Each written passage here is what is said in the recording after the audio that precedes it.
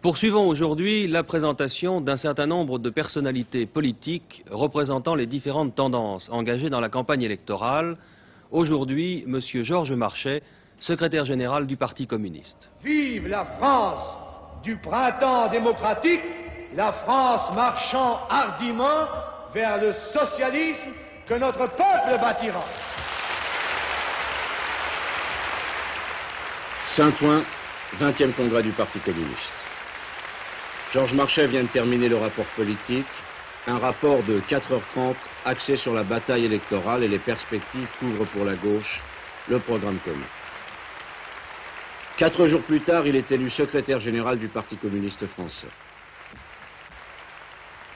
On a beaucoup écrit sur le leader politique, on connaît peu l'homme qui se cache derrière le militant communiste. Qui êtes-vous, monsieur Marchais? Un homme comme les autres, qui a une famille, une vie de famille, des obligations familiales, des joies familiales. Dans mon quartier, les gens qui, eux, me connaissent bien en dehors de ma fonction, de mes responsabilités, me voient régulièrement faire les courses parfois avec ma femme, discuter avec mes voisins. Par exemple, si vous veniez au printemps ou même en été, vous le trouveriez en short dans le jardin en train de cultiver les roses. Tous les voisins se mettent d'ailleurs aux fenêtres quand il est en train de bricoler dans le jardin régulièrement. Le métallo Georges Marchais adhère au Parti communiste en 1947, il a 27 ans. Il fait ses premières armes dans les syndicats. Secrétaire de la Fédération Seine-Sud, celle de Maurice Thorez, qu'il apprécie, Georges Marchais entre en 1956 comme suppléant au comité central. 3 ans plus tard, il est titulaire et accède au bureau politique. 1961, il devient secrétaire du comité central, chargé de l'organisation à des postes clés du parti. Février 70, au congrès de Nanterre, il est secrétaire général adjoint, mais aussi porte-parole du parti en l'absence de Waldeck-Rochet, écarté par la maladie. Enfin, secrétaire général en décembre dernier. Une des fiertés de Georges Marchais, la signature du programme commun. C'est un moment que je n'oublierai jamais, dit-il.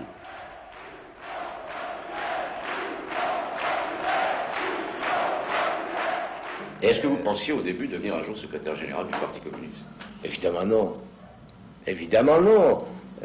On n'adhère pas au Parti communiste pour y faire carrière. J'ai travaillé avec Georges Marchais dans cette entreprise-là qui s'appelait Voisin à l'époque. Il était connu par les travailleurs comme un défenseur déjà, particulièrement à cette époque parce qu'il y avait des luttes assez importantes pour la défense de l'aéronautique. Je suis un ouvrier. J'ai au départ mon certificat d'études. Et c'est tout. Par conséquent, il m'a fallu, avec l'aide du parti sans doute, mais personnellement, un travail considérable d'études qui ne s'arrête jamais d'ailleurs. Du travail, actuellement, Georges Marchais n'en manque pas. Réunion à la maison du parti avec ses proches collaborateurs, préparation de la campagne électorale, sans compter meetings et interviews. La solution des problèmes, du problème salaire, par exemple, est étroitement liée à toute une série d'autres questions, telles le logement. Le logement. Prenons d'autres questions.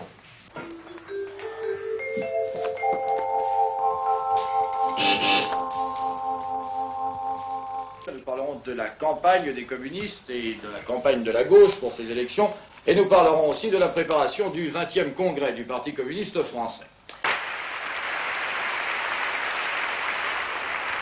Chacun s'en rend compte.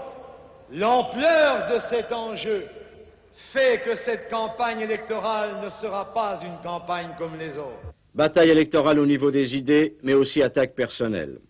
Alain Perfit n'a-t-il pas déclaré, monsieur Marchais, un homme qu'on hésiterait à prendre en autostop? Bref, à tort ou à raison, on veut donner de Georges Marchais l'image d'un dur, le dur du parti. Mais il est victime d'une fausse réputation. Il y a des gens qui sont des effets canailles et qui ont la réputation d'être d'honnêtes gens. Il y en a d'autres qui donnent l'impression d'être de braves personnes qui, au fond, sont des gens retors et il est plus préférable de ne pas fréquenter. Bien, Georges Marchais, lui, est présenté comme un dur lorsqu'il ne l'est pas du tout. C'est un homme qui est très compréhensible, très humain. Je n'ai pas, moi, le sentiment d'être un dur. Absolument pas. C'est pas Madame Marchais qui nous dirait le contraire, bien sûr. Non, je pense que D'une part, les hommes politiques, on essaye toujours de les démarquer, et à partir du moment où il a un physique quand même assez impressionnant, ça a aidé certainement à faire cette image de marque. Mais c'est vrai que aussi bien dans la vie personnelle, privée, que dans la vie militante, il est tout à fait le contraire d'un dur. D'abord, la sensibilité, je l'éprouve aux choses de la vie courante. Devant un beau film, lorsque, avec ma femme, nous écoutons Beethoven, nous sommes sensibles à la musique de Beethoven.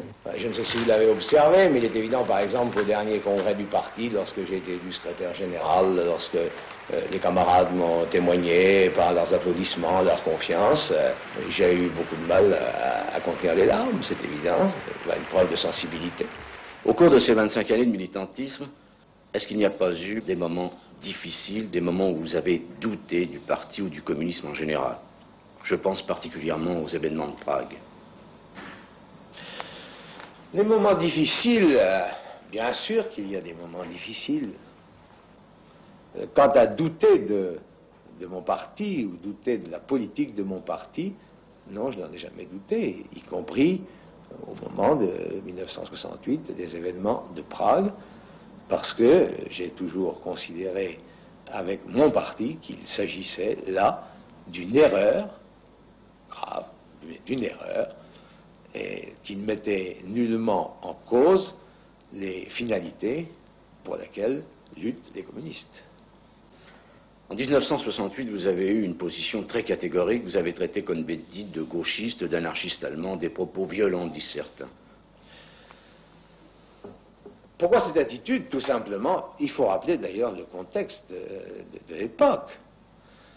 Les gauchistes, à ce moment-là, prétendaient, par leur propagande, par leur attitude, donner des leçons à tout le monde, y compris au parti, à tous les partis, à la classe ouvrière.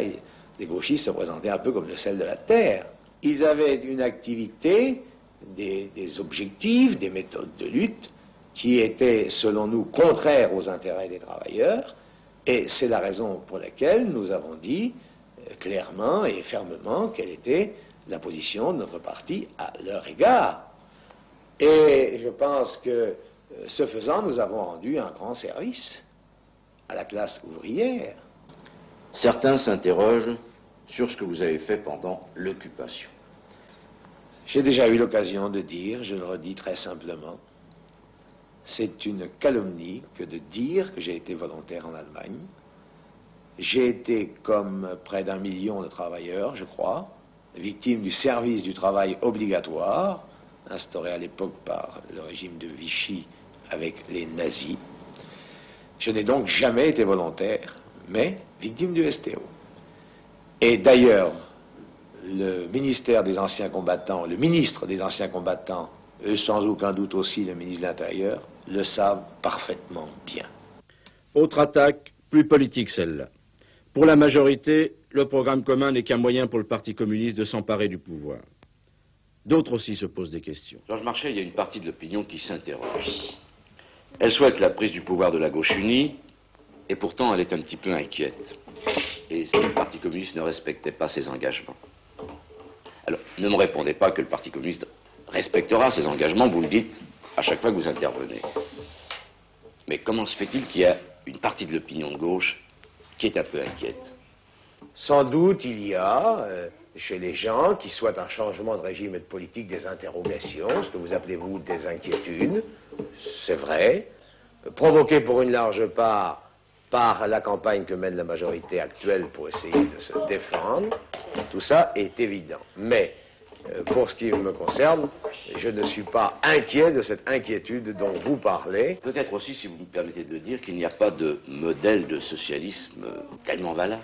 Mais il ne s'agit pas d'instaurer la société socialiste. Et nous ne disons pas ça pour faire plaisir à qui que ce soit. Il s'agit de promouvoir une politique économique, sociale, démocratique nouvelle, qui permette aux Français et aux Français de bénéficier des richesses produites par eux. Voilà ce dont il s'agit. Est-ce que vous êtes un homme heureux? Oui, je suis un homme heureux parce que le parti, mes responsabilités me procurent beaucoup de satisfaction, dans le sens qu'il s'agit de penser, d'agir, de travailler pour la meilleure de toutes les causes, le bonheur de notre peuple. Eh bien, Georges Marchais, comme nous avons pris l'habitude de le faire depuis que nous diffusons ces portraits, je vais vous poser la question traditionnelle. Est-ce que vous avez quelque chose à ajouter? Si j'avais eu à faire le film, je ne sais si je l'aurais fait de cette façon. Je n'y ai pas pensé. Mais je le trouve tout à fait correct. Et je remercie bien sincèrement Dominique Lory et ses camarades, c'est-à-dire les réalisateurs.